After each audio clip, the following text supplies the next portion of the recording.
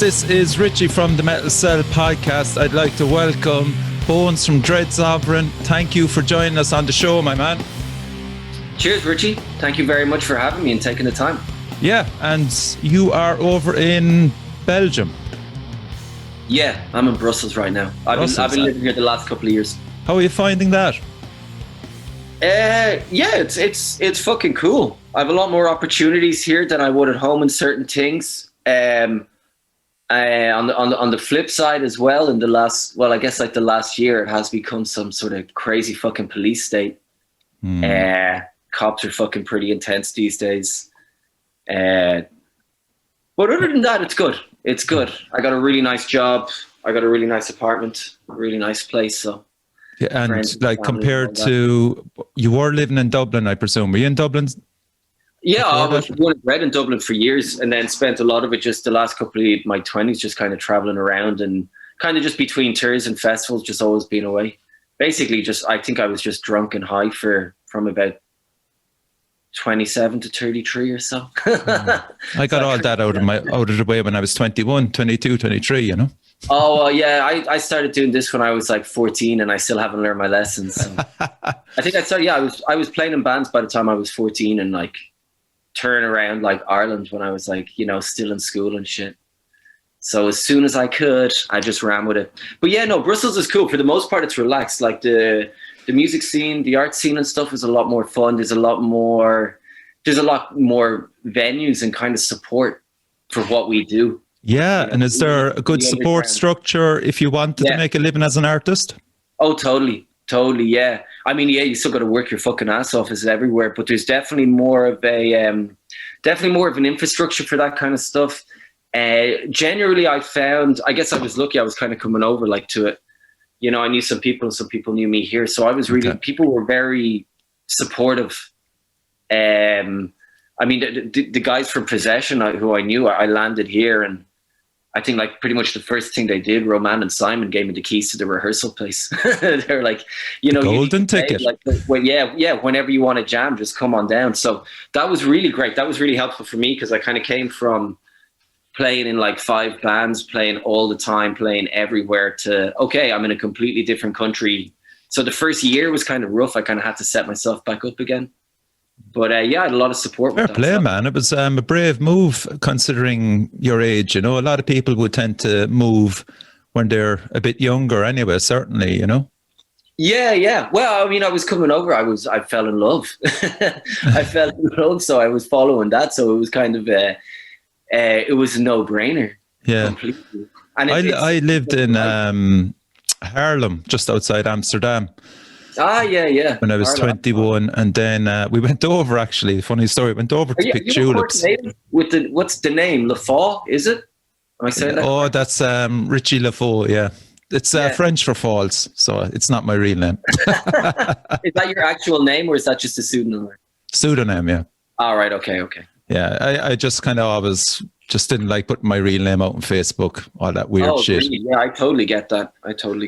No, I was just curious because I don't know if you remember Revolution of a Sun and like Patrice and what was the singer? Who's the singer? There was a French crew in Cork for a while. Right. You don't remember those guys?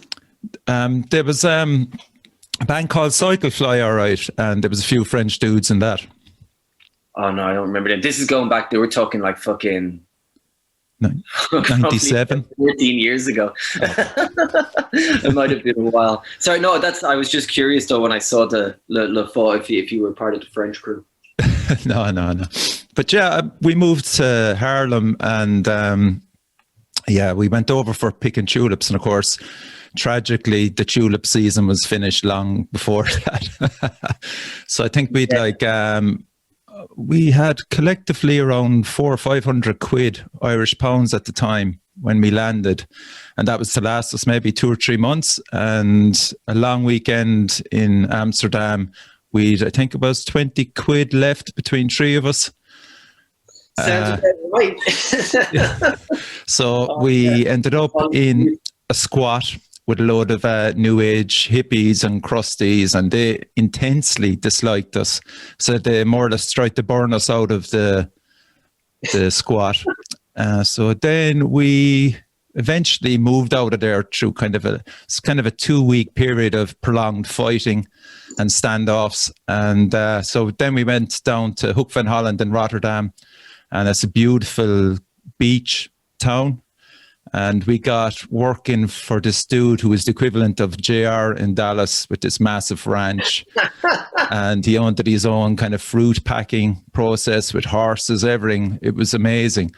And you'd open a bar tab on a Monday and you'd get paid on the Friday. So the wage would literally just go back in behind the bar again. And then you were on the tab again. Local economy going. But yeah, it was a brilliant adventure, and did it for around a year and a half. Ended up in Germany and then came back, with a different outlook on life. Getting burnt out of squats is definitely character building. That's kind of shit you put on your CV. Yeah, good leadership skills, can handle getting burnt out of a squat. Works well on his own initiative. Hire me. Yes, I moved into Dublin for 9 years, man, and totally enjoyed myself up there. Moved to Leopardstown and then Rathfarnham. It just got so hard to move around Dublin. Jesus. Really? I started renting in Dublin when I was like, I guess officially 18. And I would have rented in Dublin from about 18 till about 26, 27.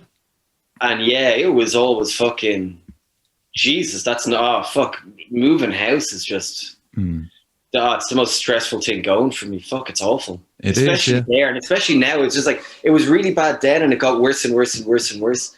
And I moved away here, and I started looking at the equivalent of stuff here. The prices are insane compared to what you'd be paying for at home. And I'm showing the ads on Daft to my friends here, and it's 2,000 euros for a shoebox, literally. Yeah. Mad. How close did you actually end up in the city? Did you actually end up in the city bones, or were you still on the outskirts of Dublin renting?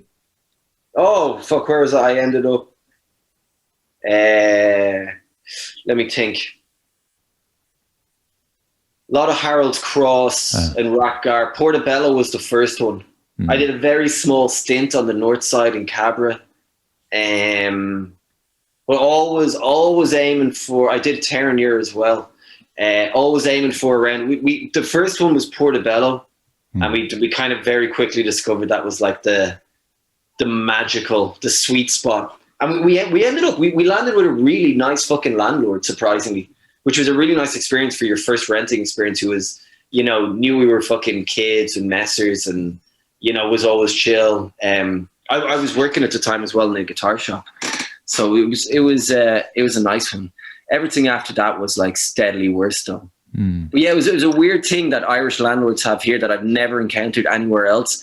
They assume that it's their house, that they can just enter your house when everyone, every landlord I ever had. We just turn up randomly, here I'm dropping in a dehumidifier, and you're like, what the fuck are you doing?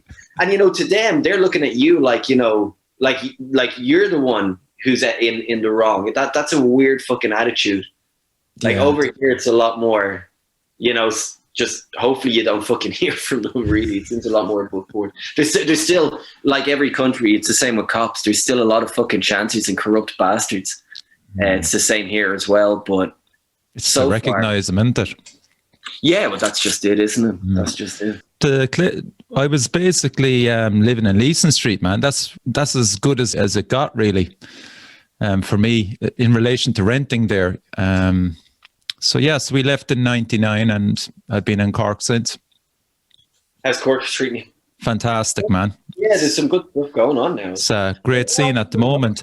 So we'll get back to you in Dublin, Bones. What was your first band, and where were you practicing? Was there a good vibe back then compared to now? My first ever band was a band called Glue Boy. I was like 14 years old. We rehearsed in our drummer's bedroom out in Harmonstown with all his family and doing mostly like, oh God, it was just like American skate punk kind of stuff. Until I then me and the drummer broke away and we started doing this kind of more crusty hardcore thing, Bastard Youth. So by 14 we would have been, little crusty hardcore kids bouncing around the place. And then I've been in a lot of fucking bands. That would have been the first one really to start at the first serious one that started like kind of doing gigs. Like we were playing down in Cork loads and a lot of gigs of Red Zeppelins. I remember that. And various places in the country. And then Dynavissimus around when I was like 18, which was more this kind of death doom thing. Yeah. And were you listening to that type of music at that stage, or were you kind of like probably every other teenager, just like a sponge absorbing everything? Yeah. That was a lot to do with my father. My father got me into music. My father's not a musician, but he's a huge music nerd. So before I even knew what a guitar was, he'd be sitting me down to discuss the intricacies of this wah solo and how the guy was milking the feedback and all this shit. So I was immersed in music from the start. I got into Metallica of my own accord after a brief flirtation with hip hop, probably when I was about 10, 11, probably about that, probably 10. So by 12, mostly due to Phil Anselmo's band t-shirts, I was into like, then it was like Venom, Dark Throne, Emperor, Mayhem, Immortal, Necrophagia, then all the sludge stuff, I Hate God and all that. And that was a thing we were just talking earlier about, like, when you download an MP3, you don't get the liner notes. I was addicted to like reading the liner notes. What bands are they thanking? What band t-shirts are the bands I'm listening to wearing? So by 14, I kind of like, I got into punk, and I told you, like, I'm finished my metal phase now. I remember selling all my CDs for like booze money when I was 14, only to start buying them back again when I was about 15. I just everything I listen to, I just take with me, and everything new. I'm like a big fucking, you see those trawlers collecting all the shit in the sea. Or like dredging the canal. I'm everything I listen to, I pretty much listen to all the way through. You know what? That's an interesting thing, and it's rarely commented on actually, and you brought it up there, is how influential a t-shirt is, especially on a singer that you admire, Phil. Yeah. Like I'm 34 now, and I've talked about this with a lot of my friends my age who we got into the music the same way and with each other and stuff like that. And it was a huge thing for us.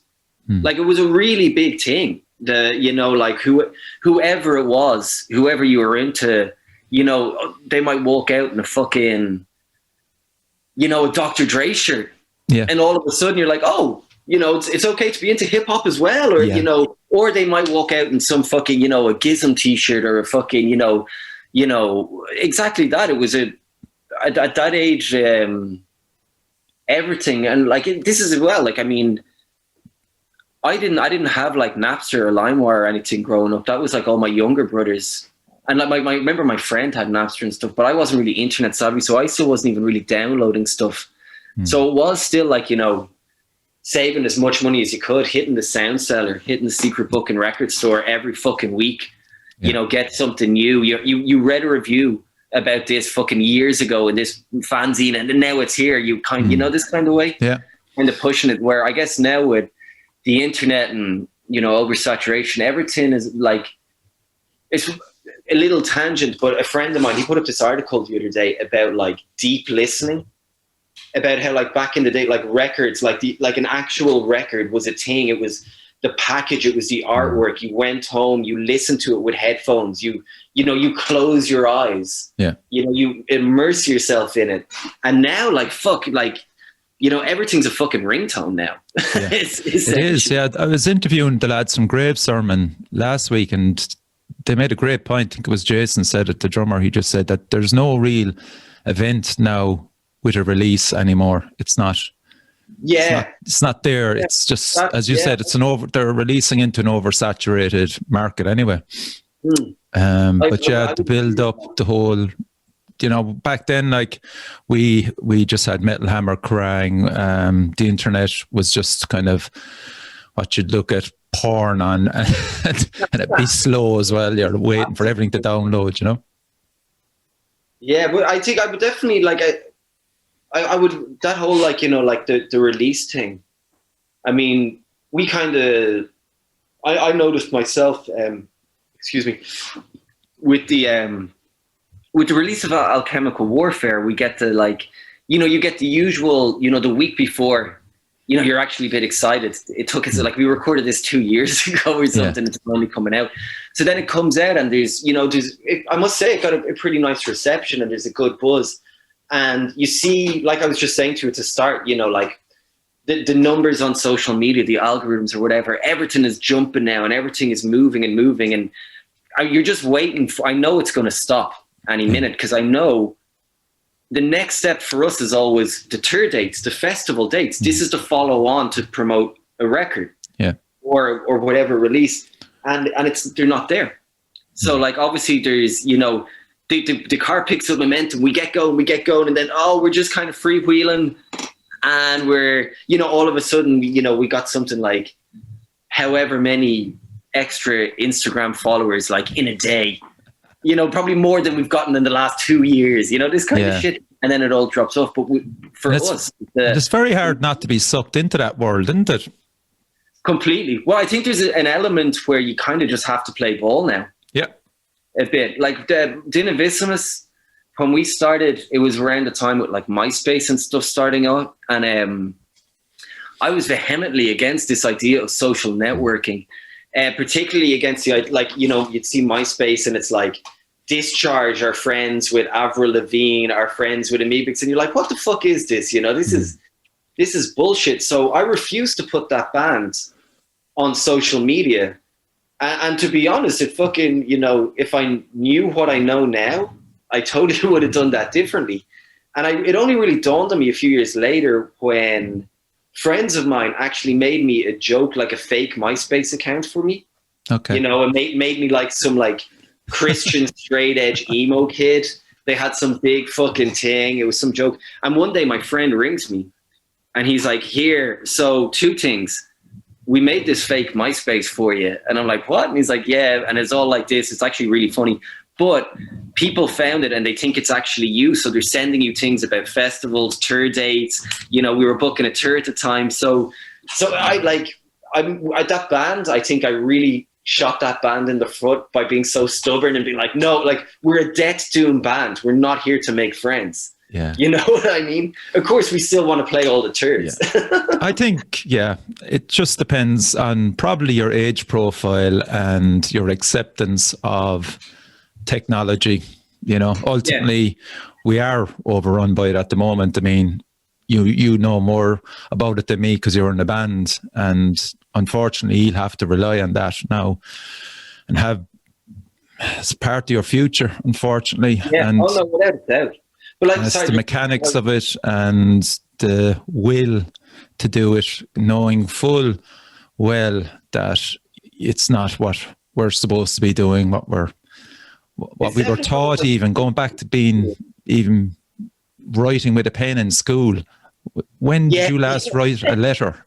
Do you remember that the first day back in school after your summer holidays, and you're just like, what the fuck is this? And your arm is fucking like, oh man, the arm would be killing you for fucking ages. But yeah, like again, like that's the thing, like the whole promo stuff, you know, you release the album and now of course, you know, there's videos. And now of course there's stuff like this, there's these like online interviews, there's online video reviews, or like we got this reaction vid and all this stuff, and everyone's pushing content and garnering, and it is exactly that. It's just content. You know, it's not like, none of this is going to stand the test of time, you know? Like no one has dropped a fucking, you know, another Black Sabbath or a fucking, you know what I mean? Yeah. No one's done another Master of Puppets or shit. Yeah. With everything that's going on, because everything is it's so easily kind of processed and processable, you know, people can just disseminate it real fucking quick and move on. My point of view, why I'm doing this is literally to mark time in relation to where the Irish scene is, the Irish metal scene. So that's cool. Like that's archiving as well. Yeah. And that's all it is, and it wasn't done really before, if you know what I mean, in relation to a real in-depth look at the Irish metal scene. So that's what I'm about anyway. And I think that's really important. So when I was always a big fan of like before like Facebook and stuff like that, like internet forums, where we obviously knew Metal Ireland and there was like Aircore and stuff like that. And of course there's various, bigger kind of international online ones. But that kind of stuff that for me at my age, like when I was like, 15, say 17 to like, 22 or something, that was like the forums were really fucking important. That kind of way, getting the gigs and like, promoting the gigs and stuff now. And then when Facebook first came along, everyone starts going, oh, I did an event on Facebook, like 600 people are going to turn up to my 80 capacity venue to see, Richie and fucking Hooley's fucking band. Yeah. That's, oh wait, only 4 people turned up. You mean those, there's all these different kind of fucking sides to it and how people read into it. But ultimately, like you said, like, the mechanics, like it's a tool. Yeah, you're kind of in the belly of the beast, but I think, you can use it to your advantage. And at the end of the day, it's one of those things. It's like, I mean, especially now with everything with the no gigs, we're not particularly into this idea of playing online, doing an online gig. Not that I don't have a problem with bands doing it. I've paid to see bands do it that I like. I can get it, but it's still not the, it's just not the fucking same. I saw you actually did the playthrough. Oh, okay. Well, there you go. There's a fucking fine example, man. We were trying to do those fucking... Those things are so awkward. It's like, I've been playing those songs for years, and as soon as the camera goes record, it's like, no, I fucking forget all this. But then as well, like, our songs are so improvised and made up. Like, every Dread Sovereign song is essentially 4 chords, and it just depends on how we play it on the night. But so much of that stuff is like... We really try to do a push to kind of like, we'll make one by month and month. And you just have to remind me, I do have one on the computer that I haven't finished, but it just like, I was getting anxious doing them. Like I know, you could see it. You could see it. It's really stressful. Was that a wheelchair you were sitting on? Yeah. My girlfriend is, as well as a tour manager and gig promoter and all sorts. She's like a filmmaker. She makes movies. So she does all this with her business partner who also lives with us. They do 1,000 Lost Civilizations. So they do everything from music videos, tours, gigs, festivals, yada, yada. And I believe the wheelchair was taken for a music video shoot to be a Steadicam, but has been since. It's a point of it's a great point of amusement for a lot of people when they come to the house first. Everyone wants to sit in the chair. It was a good prop, man, for your playthrough as well. Here I was taking in all this other shit rather than your guitar. Yeah, man, it fucking helped because I have a very hard time to sit still anyway. There's some great outtakes of that where I actually kind of fell out of the chair because I was moving around too much. But it helps with, it kind of counteracts my momentum. But again, like that whole thing of like, exactly like, hey, hit, like, smash, subscribe button, blah, and I it's not that I find it disingenuous, but I know if I was to do it, it would be disingenuous because I wouldn't really mean it. I understand though why, like, again, like it is necessary. These things are important. Like I listen to some podcasts myself that I enjoy. I follow things like, along the same lines of what you're doing. Like it is important. And especially with last year, a case of fuck, either we do something or we do nothing. Yeah. And there's no point. I could never be a person that's just sitting around complaining. Yeah, but wouldn't it just be horrible to become a caricature of yourself because of it, with all these sayings and stuff? I mean, I have to do it as well, and I just fucking cringe, hit that subscribe button. I'm going to do it at the end of this and just hit that subscribe. We can do it together. I'll join you. We can do it together.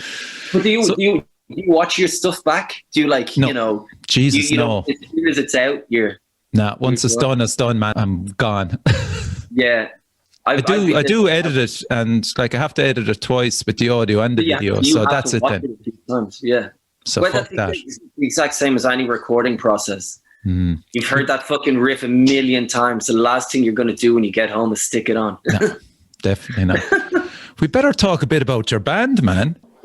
So, well, I don't know which one. I think it's more Alan's band. You got the wrong guy to interview here. No. Let's talk about Dread Sovereign for those that are listening to the show and they mightn't know too much about you. Can you just give us a whirlwind tour of the band? I think we started in about 2011 with a very kind of loose brief of it was going to be dirty and it was going to be doom. We got a demo out, like an EP that went out on Burning Road Records and Roburn, and then you appeared on Roadburn. What was that like? That was fucking cool. That was a really big deal for me. Yeah. That was like when I first started going to Roburn, like fucking, I don't know, 2007 or 2006 or something maybe. Wow. I don't know. It was pretty early. That was like the fucking to be that guy before they got too big. It was like the coolest place ever. That was like our mecca. So it was always a dream to like actually play there. And then I get the email from the ball fella being like, yeah, here, first gig. Because obviously Primordial were playing the night before. So it was on the strength of that. He was able to sweet talk the deal. Our first gig was actually in the Pint. We were like a secret band, I think playing with Gospel of the Horns or something the week before. As a kind of, I suppose you do have ties to Dara, especially since you were living in Dublin for so long, you know. Shout out to Darren and Victus. Oh, Dara, yeah. Oh, well, yeah. I got to know him through, I was in Zom as well. Oh, so, right, okay. Zom were on Victus. So yeah, we did a lot of work with that. And I know I got to know, I guess it was weird. It was around the time that they would have opened up the first kind of like the Into the Void shop. There was a weird kind of crossover, you know, punks meeting metalers and stuff. I met Dara before playing drums with Phil Tranquilla, a friend of mine's one-man black metal band. He was playing the 10-year anniversary in Victor's thing. So we got to know each other through then, and then through Zom. There's a lot of drinking and boozing, and then kind of through that, that's how I got a message off Alan one day, just being like, "How many bands are you in?" I think I was like, "I'm in 5." He's like, "I have this idea. I need a guitar player." So I went then and checked it out, and to be honest, I didn't really know the dude. I didn't give two shits about Primordial. Primordial do nothing for me musically. So I wasn't wowed. I wasn't particularly impressed by him. I was a little nervous that maybe this dude is like shit hot on the guitar. But I will never say no to an adventure or kind of, you know, or to play with other people musically. So I went down and checked it out, and I realized two things: that instantly the guy couldn't play for shit, but he had a really clear idea. And so I said, yeah, we'd fucking jam. We'd try it out. The jams worked out. It was with Simon from Primordial. Great guy, great fucking drummer. And we did with him the EP and the first album, All Hell's Martyrs. And then with the tour after that, Simon wasn't really in a position to tour. So I've been playing in a punk band, Live Fast Die, with Johnny King. And Johnny was just a perfect fit for the three of us. Especially on the road, we're pretty ideal, the three of us together. Shout out to Johnny. Oh man, king by name, king by nature. Yeah, where's he from again? Is it Mayo? Is it or? No, he's not. No, he's from Rush or Lusk. Is it? Is it Lusk or Rush? I can never remember. Which one of them in Malthusian is from Mayo? That's Matt Bree. That's the guitar player and the singer. Okay. Yeah. I knew one of them had a strong Mayo accent. I met him down at Monolith. Oh yeah. Fuck Bree. Jesus, I talk to Bree every now and then online, but yeah, great guy. Go on anyway. So you recorded the first album. Yeah, that was the thing. And then with the tours, when the tours were coming in, Simon wasn't able to tour, so Johnny just kind of gave us Johnny just filled in. Johnny filled in, but At the start, Alan always said that the band would do something. And I told him if he was going to be serious about it and commit to actually doing stuff, I'd be along for the ride for sure. So it took us a while to kind of, you know, get his head. It's weird. He's like, at the start, he wasn't a musician at all, but he has this incredible encyclopedic knowledge of all things metal. So he knows what tone he wants. He knows how it wants to sound.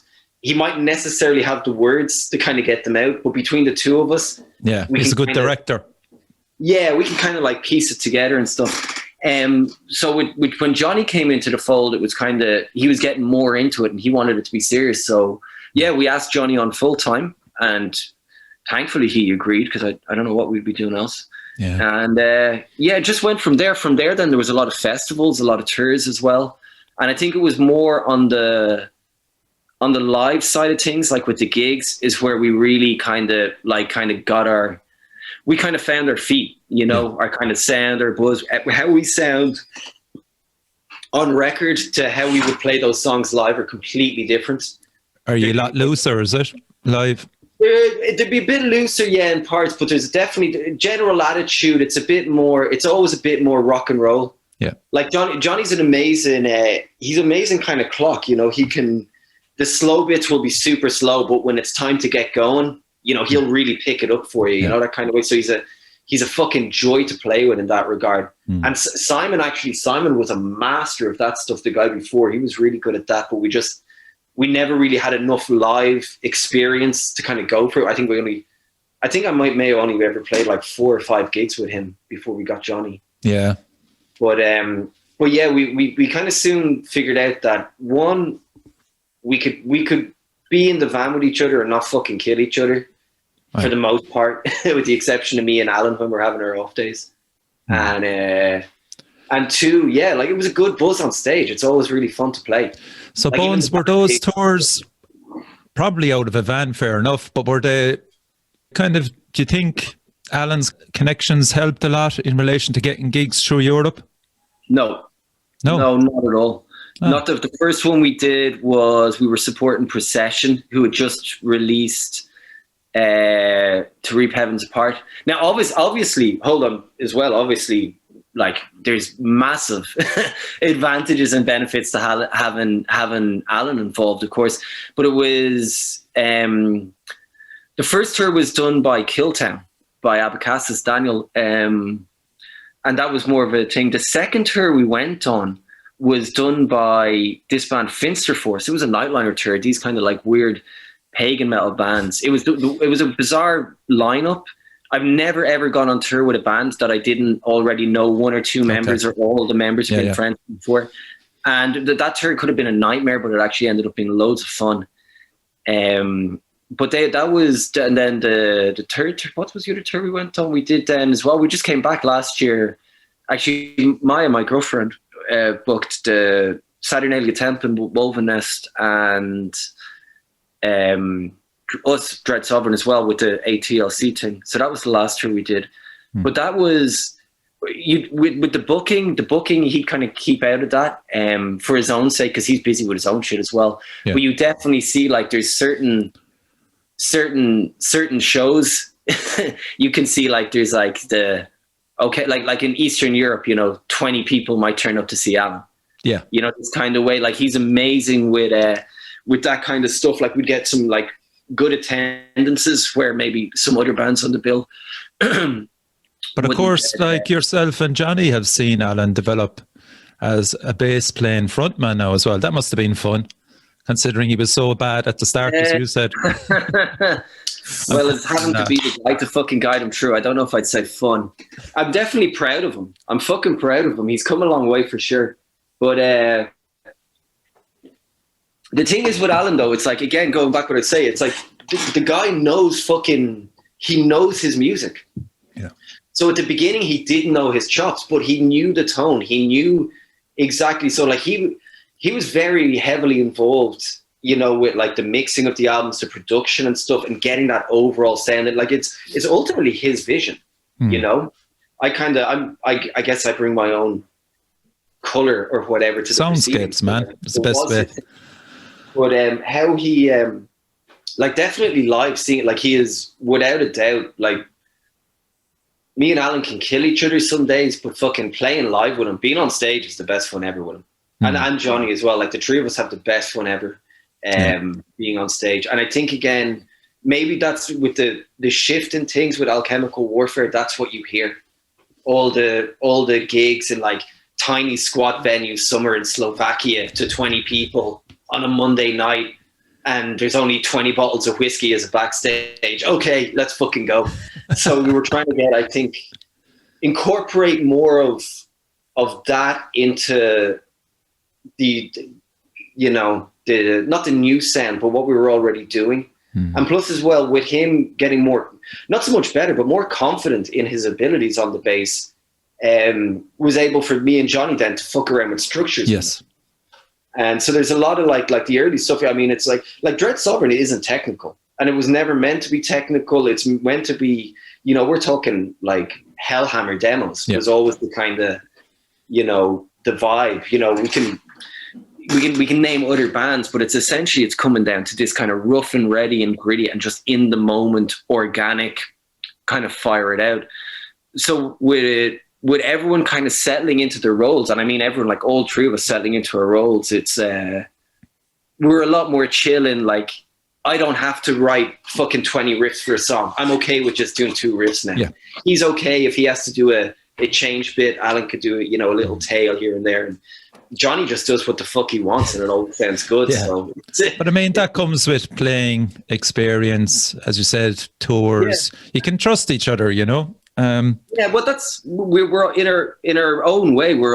It's all different levels of experience, but we're all very experienced in a live setting. Yeah, you know, we've racked up between the three of us. We've racked up a lot of fucking gigs over the years. Yeah, a lot of mileage as well, man. Between the three of us as well, it's a lot of years of experience. Yeah. Like when you approached then for Doom the Bell Tolls, then had you, through playing live, just brought on more ideas, or were you still going with the same kind of structures in relation to writing and composing?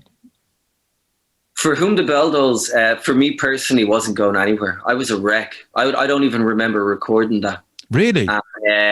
And I think it shows. I really don't like that record. To me, it just sounds like half finished.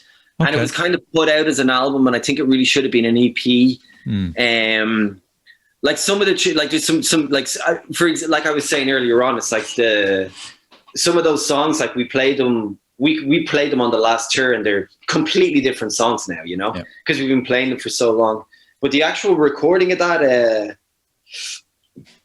fuck, it was a disaster. It was an absolute, when you run into your drug dealer during the recording and your drug dealer goes, shit, you look really fucking bad.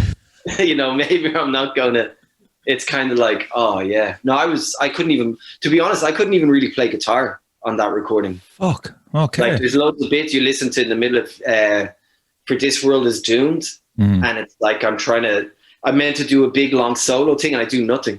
Like I just really couldn't play guitar. I had nothing. And where did you record that? With the very patient and very loving Ola Ursford it was in the same place where actually we recorded the Alchemical Warfare. Temple Bar. Oh, Temple Bar, yeah. Yeah, I'm trying to think of the exact name of the studio now. I always get them confused, but I can't think.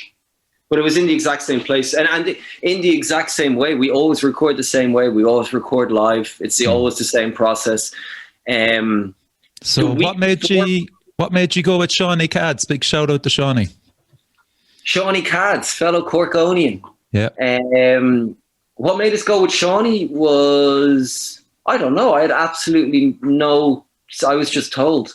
I think, Johnny sorted it out. Johnny, I think, had been working with Malthusian. I think he was involved, either that or Cuskra. He definitely produced Cuskra, but he did Cuskra. I know. He did Cuskra all right. Even though he won't say it. Haha, Shawnee. I think I'm trying to rack my brains here. I think Johnny got to know him because I was living away. I was already gone for all this. Oh, so, right, of course you were. Johnny and Alan kind of sorted it out with him. I met him at New Year's Eve. He's a fucking gas cunt. I love Shawnee. He's a really funny guy. A great guy to work with.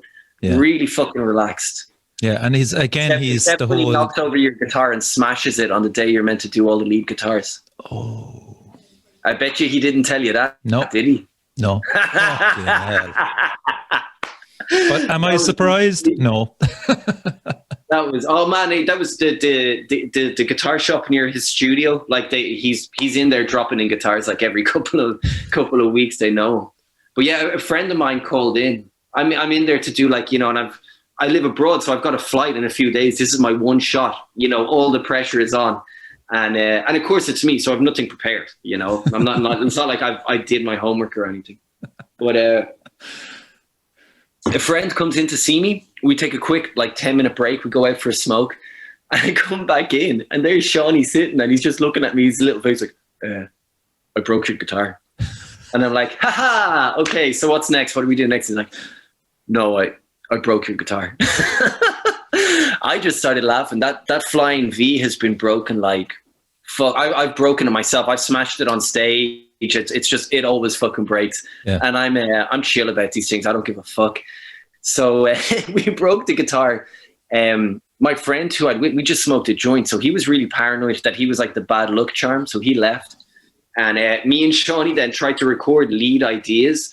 So Shawnee was I'm holding the flying V like in a sitting down position, and it had snapped at the headstock of the neck. So Shawnee was standing here trying to hold the neck in place to get some sort of, just so I could do like a demo of the demo idea.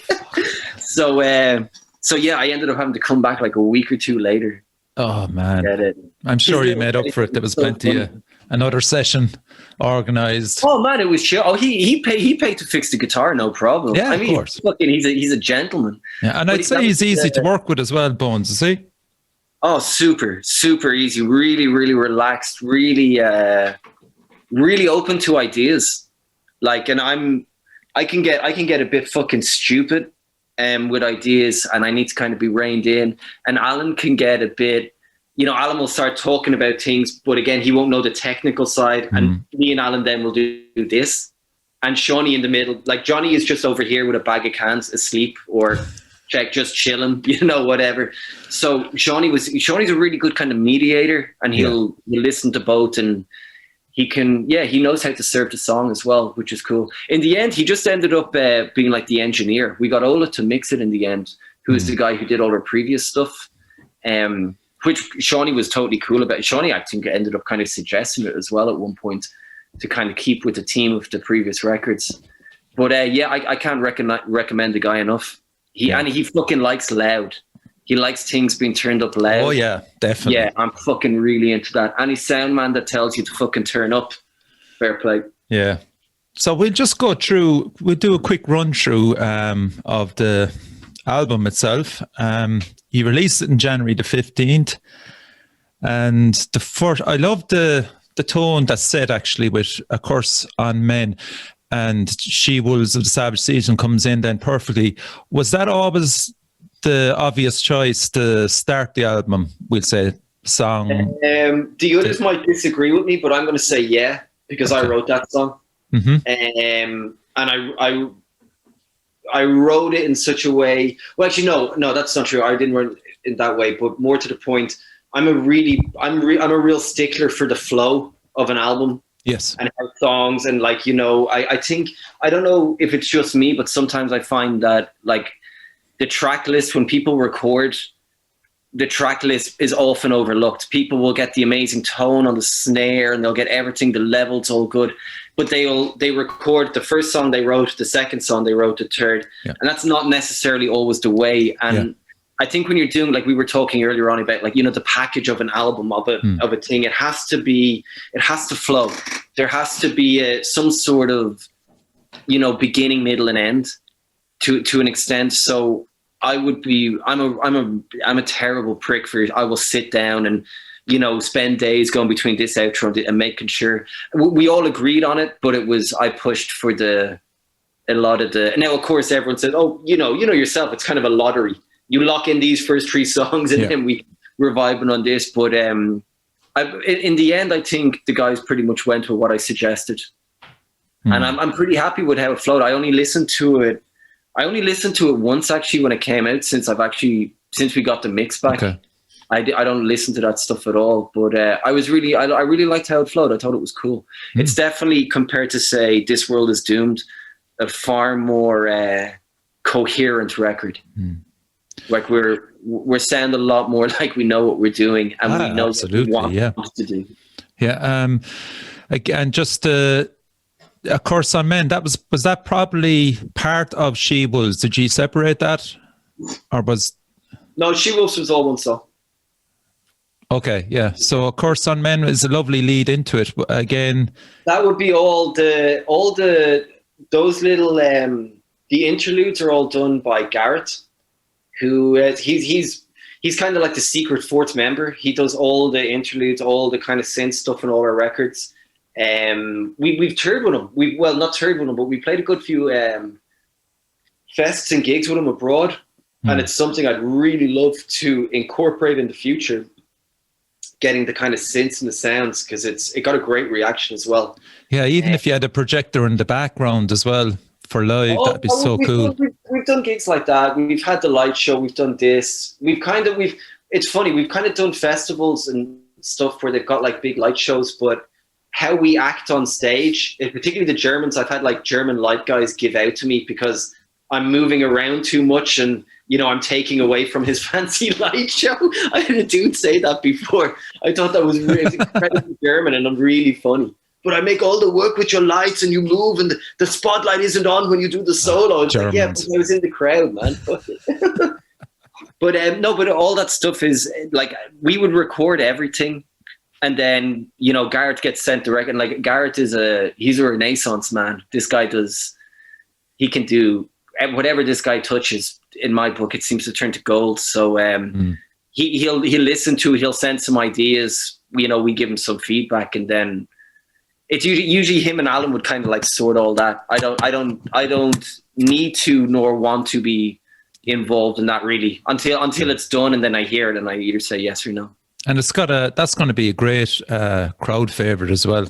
She Wolves, that chorus is so you can see people singing that back to you. You know. There's when I listened back to the album, that was the one thing that got me was the flow was one thing, but I don't know if we meant to do this or it's the fact that, you know, we probably have one of the greatest frontmen in fucking metal history in the last 30 years, who is, because you have to remember, we're learning the songs. He's not singing. So when it comes to the vocals, he gets to just be full pelt in the room, you know, nothing is holding him back. And I listened to that thing, I was like, we wrote a fucking load of chorus lines. Yes. There's a lot of fucking very much so sing-alongs, you know, like, and I know myself, I did kind of get into a more kind of stripped down songwriting approach, almost like a more classic rock formula to kind of keep it simple and and like, that was a big thing for me as well, was making sure that we were leaving space for everything. You know, and you know, especially with Doom, it's like, okay, we're going to play this riff for like fucking 8 minutes. Yeah. Okay, cool. You know, but there's going to be solos and there's going to be vocals. Like, how do you know? Where are we putting it? You know, this kind of way. Yeah, of course. Like, I mean, every song is going to be compared to different bands. Just on the 7th minute of that song, when it slows down, I don't know if you ever hear of Dream Debt. They're from Pittsburgh. It's a lovely section there. I know the band. Yeah. I know Dream Debt. Yeah, cool. Yeah. And Penance. Yeah. I think did they maybe play the Roadburn that we played the Roadburn? I've never seen them live, man. It kills me. Absolutely kills me. Roadburn, and it was just, I saw them at Roadburn, and I wasn't a fan. I had just heard about them. Like I'm like, I didn't know. I'd heard a song. Loads of people were saying, "Oh man, they're really cool. You got to check them out." And I went to check them out on the main stage of Roadburn, and they were fucking cool. They played it. I think they played it like fucking 5 in the day as well. Like it wasn't anything special. Really? But I remember really enjoying it. Fucking I don't know, man. Memory is very fucking hazy. Yeah, you and me both, man. So the animation on it, then we can't leave that go either. Raven Redoran, is it? Yeah. This was fucking crazy. Did a fantastic job, man. Oh, incredibly talented artist. And she did. She's an amateur artist. She's not professional. She was telling me she did this in her spare time. Like she works a job. She came home, she had her dinner, and she fucking worked her ass off on this. And man, I couldn't fucking believe it. It's like all my life watching cartoons and reading comic books, I finally get to be one. Fucking mission accomplished. But yeah, no, she dropped Alan a line at some point. She'd always been a pretty like vocal supporter of the band. Like she'd share stuff and she dropped a line and just said like, hey, you know, because she'd started like drawing some doing stuff. It's like, I'm going to do this. I'm going to do a comic book. Like of the thing. And I think then Alan and her got talking, and I think Alan like sent her the song because he had this idea for it as well. And to be honest, I was more surprised that Alan was into the idea, because I remember him telling me like, hey, you know, Hula, you're going to love this. We're going to do this comic book thing. And I'm like, what? And you're into this? And he's like, yeah, he's crazy into it. So she did all the drawings and everything. And then Alan had we got this other guy, Morbid Visions. Killian Manson, is it? Videos, piecing it all together. Killian, I believe his name is, isn't it? Killian, yeah. And so he helped piece it together as well. I helped with the dialogue in the comic just because herself is Russian, obviously, and she needs some hands with that. Yeah. But the rest, Alan organized all the rest of that shit. But I was really proud. I was really proud of it. I thought it was cool. So cool, man. You can see a lot of people that even mightn't be into the band just loving that and checking more of your stuff out, you know. So yeah, well, from the jump from Van Records to Metal Blade, I've definitely noticed exactly. Like, I mean, Metal Blade has, and what we were talking to touch on that horrible beast, the fucking internet and social media and social networking, or whatever you want to call it, the reach that Metal Blade has in regards to this kind of stuff. Like, you got people who are like, you know, they came for their daily dose of Cannibal Corpse, and then they see this cartoon and they're like, oh, you know, this kind of stuff. So we, you know, those videos went to like, you know, again, and again, going back to like I was saying, like, what, because we've no gigs, like the first few days were like, whoa, loads of views. And then you see it because we're trying to figure out how to follow it in, you know. But with the Metal Blade stuff, the reach they have is like, I mean, they got like, you know, over 1 million subscribers on their fucking YouTube channel. It's crazy to me. Yeah, would they contribute to your budget in relation to making videos? Whether they fucking do, I couldn't tell you, man. I wouldn't be. I am a long way away from the dotted line within this. That's not within my pay grade. If I am getting paid. Just that I'd ask, you know. Yeah, I know, it's worth a shot, all right. But again, like, this is, you mentioned like the YouTube, the playthrough videos and this kind of stuff. This is like this is the way things are going. You know, if you, and like, I mean, I know myself, if, you know, if you gave me enough booze, I'm sure I could put on a great show and we might get, you know, this kind of way, but you got to do that every week and you got to build up. And I know some bands that are fucking great at it and they've got a handle on it and they can do it. But it's a fucking full-time job in itself, maintaining some sort of online presence when you don't have the benefit of actually turning up physical in the town to play the record. Of course. You know, that kind of way. And this is what we're all faced with now. Yeah, it's firmly ingrained in our DNA now, whether we like it or not. The Great Beast We Serve, another fantastic chorus. Again, Alan. Yeah. Alan wrote the first half of the song, and then I wrote the second half. And that song, honestly, okay, this is how Dread Sovereign, right? We talk about doing shit for months. We don't do anything. We realized that we thought the studio was next week, but it's actually this week and we have to rehearse. Shawnee books us some days right before we go in to record. We go into the room, we go, fuck, play. And I swear to fuck, in like the 11th hour, Alan is like, okay, so I have this. Yeah. And Johnny goes, that's not the beat. This is the beat. And okay, what do you do? Okay, and we just go and that just fucking, we shit that out at the end, and it ended up becoming a really fucking, I think I pushed for that to be I hadn't heard it in so long, and when I heard it, I couldn't get over the vocals.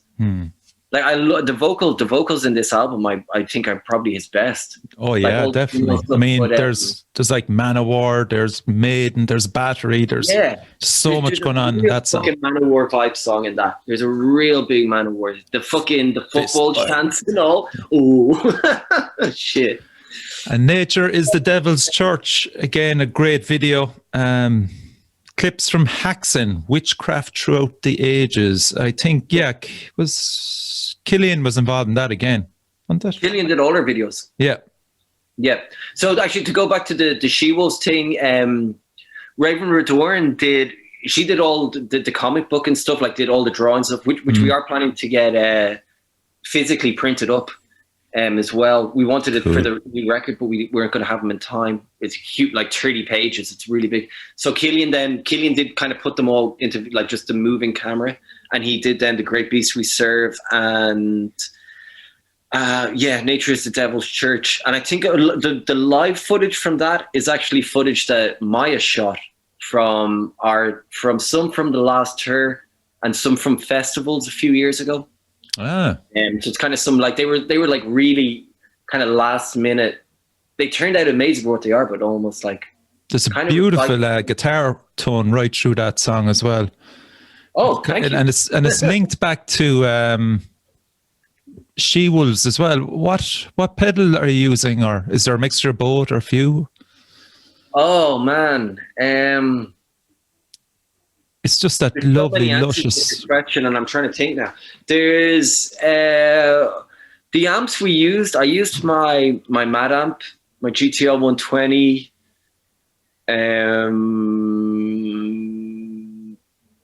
It was my Mad Amp GTL 120. I used a Boss Turbo Overdrive for some parts.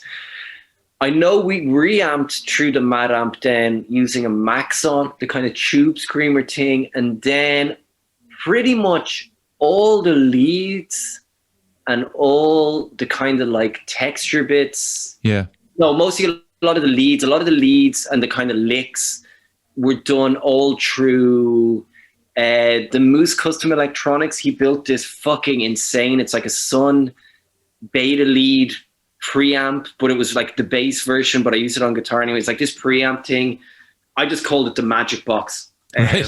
He said I could have one for 180 euros, and it's like a pedal board, and like you wouldn't even need a fucking head. It's amazing. He's a friend of mine. He does like all his he builds all his own effects. Loads of people use them now. He's give him a shout out. What's his name?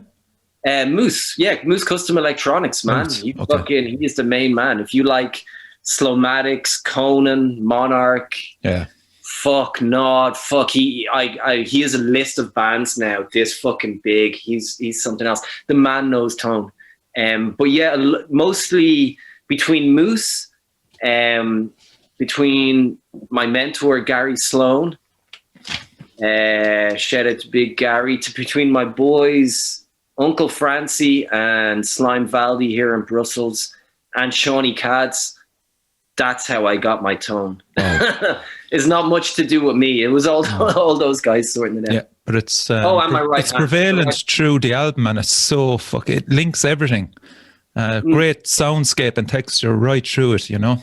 Well, with Dread Sovereign, we again at the start, like Alan had this idea for sound, but he didn't really get not being a musician, he didn't understand tunings, he didn't understand frequencies or pitches. Like he had a kind of an idea. But we realized really early on, like he loves the big fucking dirty bulldozing bass.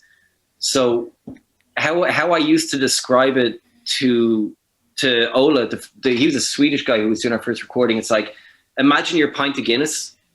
Like Alan is all the black stuff and I'm with the creamy foam on top. So actually, so if you listen to Dread Sovereign, like Alan's bass is the heaviness. My guitar isn't distorted. It's an overdriven guitar. Is it? Yeah, it's mostly just overdriven. Like I didn't use any like distortion. I only used overdrive pedals, and then pushing the amp as well, of course. And like, but and about Alan's bass, it sets the tone beautifully for her master's voice. Yeah, yeah. Oh, well, that song that's all him. But yeah, it's his approach to the bass. Exactly that is fucking. it's really solid. It's really dense. Yeah. So we really Cronus had that sound as well, man. Maybe that's where he's coming from. But like, I mean, Alan, at first he wanted the Lemmy sound, but of course the tuning, we tuned to C standard, so it's immediately the Hellhammer sound. Yeah. You know, that kind of thing. Yeah. Like we tried to, one time we tried to cover, we tried to do a Misfits cover, Death Comes Ripping. And we you know, when we played it the same notes, but like fucking tuned out, it just sounded like Discharge. You know, so it's like, it took him as well, like even playing live, to figure out, just how heavy the bass, you know, to cut through. You know, we all kind of had our teething experiences there. So now with Dread Sovereign, like my guitar tone is just usually 2 JCMs, and I use the Battle Hammer from Moose, which is kind of like a distortion, a kind of fuzz pedal that I have at a more overdrive setting, but it has a boost thing. So I kind of dance in between that, and I'm using 2 amps. But basically, it's just I go for like a classic rock sound. He's all the dirt and the heaviness, and then I'm just the glitter. I'm just the fucking glitter on top, man. That's it's and Johnny as well. It's the glue that allows you to dance around them, man. Yeah. It's incredible having. I've really noticed as well, like the last tour. Johnny is actually not even the last tour. The last recording we did, I have a heavy metal band here in Brussels that I've, you know, for the first time ever started, like, you know, trying to record things to a click, and it's like, fuck, man, I just can't do it. I always just I've been 14 years, you know, since I was 14 years old, I've been playing with a drummer. That's my click, you know. Yeah. And we're recording bits in Dread Sovereign, and how we record with Dread Sovereign is like, play the song. Okay, did you fuck up? Yeah. Did you fuck up? Yeah. Did you fuck up? Yeah. Okay, we all fucked up. Where did you fuck up? Fuck it, it's fine. That's it. Okay, maybe the outro is better on this take than that take, and, you know, we'll swap them over. So I was saying to the guys, like, maybe we should have a click, like to Johnny, like we'll have a click just so if we need to do some editing, we know we're going to be on the same tempo. And man, Johnny came on, he fucking nearly cut me in half. If looks could kill. Like, you know, you'd swear I pissed on his record collection or something. He's like, well, like, you know, it's grand. What are you saying? And sure enough, I thought it was going to be a really big issue. And sure enough, like, I was going back through tracks with Shawnee, and we're listening to like, here's a session he did on Friday, and here's a take he did on Saturday. It's the same BPM. It's fucking insane. Yeah. I don't know how he does it. He's just the same every time. I'm sure his heart is big enough to forgive you for that faux pas. But I tell you, you feel very safe with a man like Johnny King standing behind you on the drum kit. Like, her master's voice is very different to all the rest of them. It is rock and roll, man. But that's what we were going for from the very start. And I said that to Alan as well from the very start. Like, we were, I don't know if Alan would admit this, I'm sure he would, but like at the start there was ideas of like, you know, we're going to be, you know, it's going to be hoods up and evil and this and that. And I had to explain to Alan, because Alan didn't know me really on it. We were just getting to know each other on a personal level. And it's like, look, everything I do, regardless of what you call the music genre, to me is rock and roll. And the approach is rock and roll. And what you get will be the stage, from the stage show to the interaction to everything will be, you know, it's coming from that school. So like I was saying earlier, when we started touring, it was very fucking obvious that all 3 of us were cool with the rock and roll, you know? And that kind of, we got used to that. That was our thing. We could go out. It's like, we'll get up with doom bands and they'll have this bit and that bit. We know we're going to do that thing, you know? Yeah, Devil's Bane, man. Pure Venom there, isn't it? Like that bass sounds like a Panzer division. That riff of Absurdium. I can't remember. Roman from Possession. He played me this tune. I can't remember the name of the song now. It's got this amazing riff at the start. It's really simple. And Alan told me to write another song. So I fucking, I heard that and I was like, oh, fuck it, that'll do, whip it out. But then, again, another thing, I tend to write, you notice in that song, it's like, and she was like, my riffs they can get quite busy and a bit too busy sometimes and things. So it's a lot of that is kind of like, whereas like Nature's is Devil Church, that was probably one of the first things we started jamming together and we were working together as well. So it was, you know, as a guitar player, kind of coming to terms with the fact that I've got the best fucking vocalist in metal. Let him do the melodies, let him sing the bits, let him get the chorus lines. So we were definitely pushing more. I was pushing more of a, you know, kind of simple open song structures, nothing too technical, and everyone gets their chance to shine. And I mean, he's the main guy. It's his band, you know, as well. So I think that just allows it to be so coherent and well crafted, though, Bones, you know? Yeah, well, I'll take the compliment, man. I'm happy you take that. I'm happy to hear that, because for me, one, it's definitely the most coherent record we've ever done. But again, as we were all involved, and we all did our bit songwriting, we all did our bit. I'd love a beer, thank you. We all did our bit. You know, like there's a lot of arrangements, but I'm really fucking hands-on with arrangements and how, again, like going back to how songs flow and stuff like that. And you know, there's a really easy way to make two chords interesting. You know, that kind of way, and it's just keeping it kind of fresh and like not, you know, even in your repetitiveness, slight little changes. And with Alan's, you know, his confidence, his raised confidence in playing from all the gigs and all the tours, shit by and large there was a little bit of butting heads, as there always is, but by and large we had a bigger, I don't know, a fucking bigger plate to eat from. You know, there was more options for us. You know, this kind of way.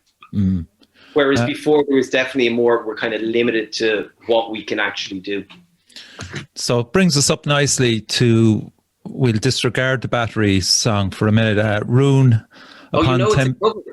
What? That's amazing. We get so many reviews where they think that we wrote that Battery song. Stop, for fuck's sake. It's like probably about like 1 in every 5 reviews is like, oh, and they do a Battery cover. And the rest are all like, and then they throw on this weird punk song at the end. I guess it's cool. But Roon Upon the Temple Mount, again, an easy choice for it to end the album? Yeah, very much so. And that was, again, that was very much jammed out in the room. A lot of that stuff was Alan's initial idea. He was full in that.